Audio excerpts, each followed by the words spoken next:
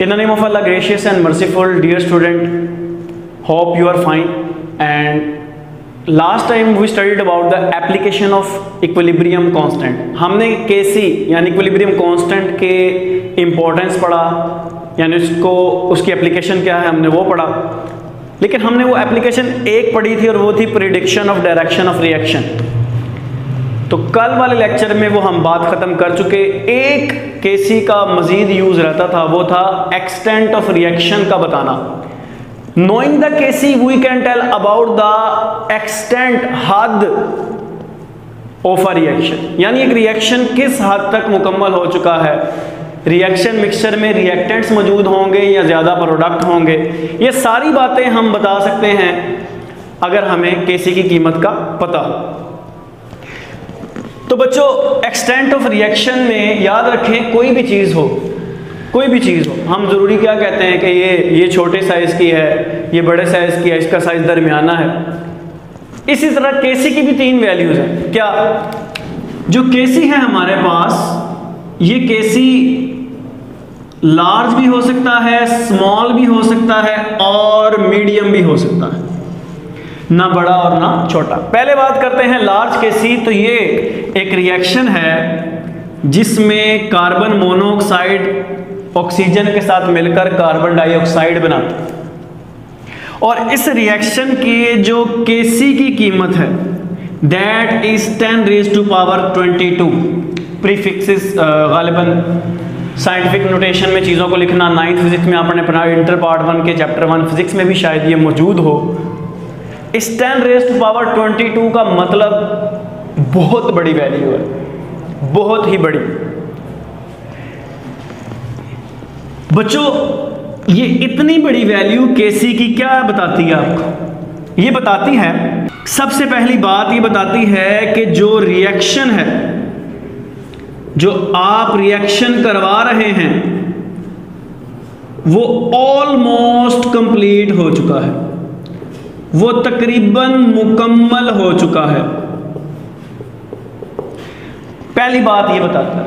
और बच्चों, अगर इसके बरक्स हम स्मॉल केसी वाले की बात कर लें, these reaction never go to completion. ऐसे रिएक्शन कभी भी कंप्लीट नहीं होते, नेवर गो टू कंप्लीशन। अच्छा, अगर ऑलमोस्ट रिएक्शन हो चुका है, रिएक्शन क्या होता है? जिसमें रिएक्टेंट्स मिलते हैं और मिलकर कोई प्रोडक्ट बनाते हैं। रिएक्शन ऑलमोस्ट कंप्लीट हो चुका है, इसका मतलब है ऑलमोस्ट रिएक्टेंट किस में बदल चुके हैं? प्रोडक्ट के अंदर। तो जब इक्विलिब्रियम आ जाएगा, रिएक्शन ऑलमोस्ट कंप्लीट हो चुका है, तो इक्विलिब्रियम की हालत में जो चीज़ मौजूद होगी वो क्या होगी? प्रोडक्ट होगी। ठीक है जी। रिएक्शन मिक्सचर में ज़्यादातर क्या मौजूद होगा? प्रोडक्ट मौजूद होगी, दिस वन। यानी reaction mixture comprises of product. लेकिन रिएक्टेंट्स की बात करें, ऐसा नहीं है कि रिएक्टेंट होंगे नहीं, होंगे भी ना होने के बराबर। जैसे हम कहते हैं आटे में नमक, तो ये क्या होंगे? नेग्लिजिबल, यानी ना होने के बराबर होंगे रिएक्टेंट। कब? जब केसी की वैल्यू बड़ी होगी। तो पता चला केसी की बड़ी वैल्यू शो करती है रिएक्शन तकरीबन मुकम्मल हो चुका है। तकरीबन मुकम्मल होने का मतलब है कि रिएक्शन मिक्सचर में ज़्यादातर प्रोडक्ट्स मौजूद हैं। अगर प्रोडक्ट्स मौजूद हैं तो रिएक्टेंट क्या होंगे? नेग्लिजिबल, ना होने के बराबर। अब इधर बात कर लें तो इसमें जो प्रोडक्ट है वो नेग्लिजिबल होगी, प्रोडक्ट ना होने के बराबर होगी, लेस होगी एज कंपेयर टू रिएक्टेंट्स। और अगर बात करें इधर हम रिएक्टेंट्स की, तो ऑलमोस्ट रिएक्टेंट्स मौजूद होंगे। रिएक्शन मिक्सचर में ऑलमोस्ट क्या मौजूद होंगे? रिएक्टेंट्स प्रेजेंट होंगे। तो पता यह चला कि जब स्मॉल केसी की वैल्यू होती है, reaction never goes to completion, कभी भी मुकम्मल नहीं होता। इसके बाद ज़्यादातर रिएक्टेंट्स मौजूद होते हैं केसी यानी इक्विलिब्रियम की हालत में। जब इक्विलिब्रियम आ जाता है almost reactants are present, product is less और नेग्लिजिबल। बात करते हैं मीडियम केसी यानी ना बड़ा ना छोटा, इन दोनों का दरमियान।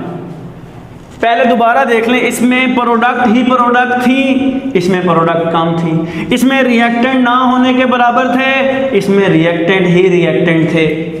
तो मीडियम का मतलब है इनका दरमियान, ना ये बात होगी ना ये वाली बात होगी। तो फिर क्या होगा? So this contain comparable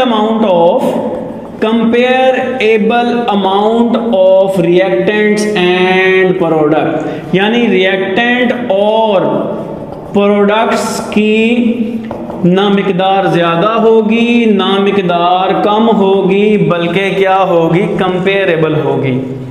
almost 19-20 का फ़र्क होगा। ना रिएक्टेंट ज़्यादा हम कह सकते हैं, ना हम कह सकते हैं प्रोडक्ट ज़्यादा होंगे।